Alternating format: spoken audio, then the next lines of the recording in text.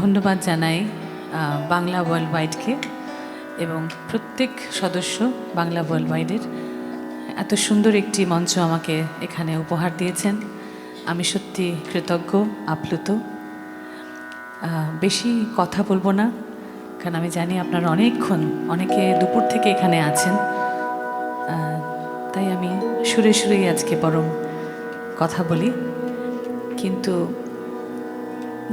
দুটো কথা বলার। সেটা হচ্ছে, আমি দৃঢ় বিশ্বাস যে আমার বাংলা কখনো ভাগ হয়নি, কখনো হতে পারে না।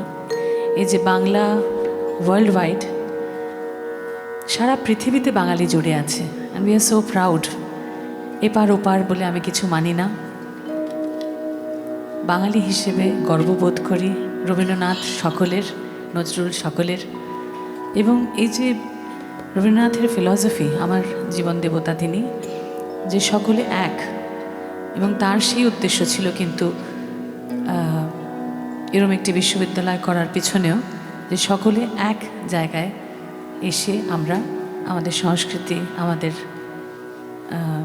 সব কিছু মনন তৈরি করব।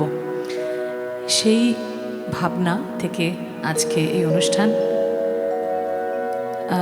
আরেকবার ধন্যবাদ জানাচ্ছি সকলকে, এবং আমার মঞ্চে যারা আছেন আমার দাদারা, তাদের অসংখ্য ধন্যবাদ for always being so supportive.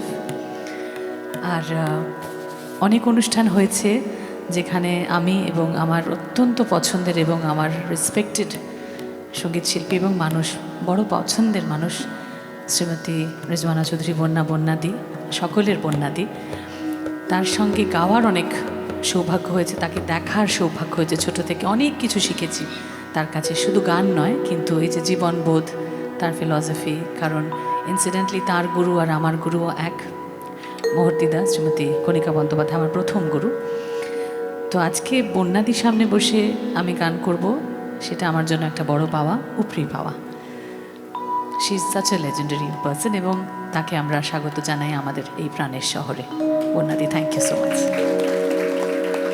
শুরু করছি একটি ব্রহ্মসঙ্গীত দিয়ে, যেখানে রবীন্দ্রনাথ কথা বলছেন সেই আনন্দধারার কথা। বহে নিরন্তর অনন্ত আনন্দধারা,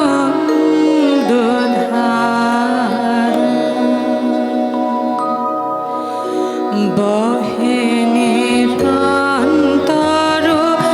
অনন্ত আনন্দধারা, বহে নিরন্তর